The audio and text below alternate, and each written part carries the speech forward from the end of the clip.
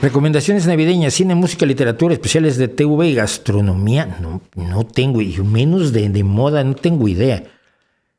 Cine, en Navidad yo vería ninguna. Odio las películas de bebés.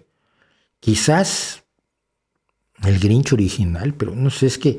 Bueno, quizás La pesadilla antes de Navidad es de las que más me gustan, pero en general el cine de Navidad, fuera de It's a Wonderful Life, que es una cosa chorra, super cursi, de los años 40, pues no.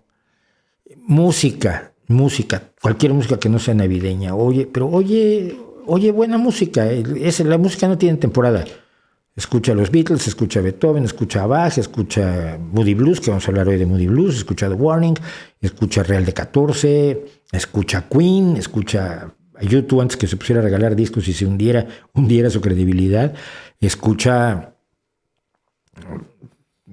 no sé, a Mozart, escucha a los Kinks, escucha a Nightwish.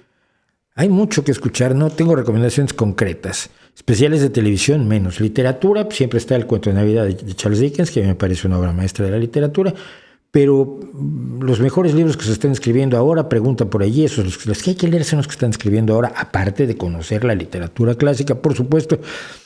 Y de gastronomía, yo soy muy partidario ahí sí de los langostinos a la plancha, de el pavo.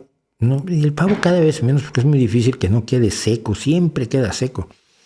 Entonces, quizás mejor un poco de cordero, un cochinillo asado. El cordero yo creo que se presta mucho para estas fiestas, y por supuesto una sopa de pollo y de menudos y algo de muchos dulces navideños, que yo soy partidario, sobre todo de los polvorones y de los pasteles de yema. Es lo único que como yo en estas épocas, y por supuesto subo 1 kilo.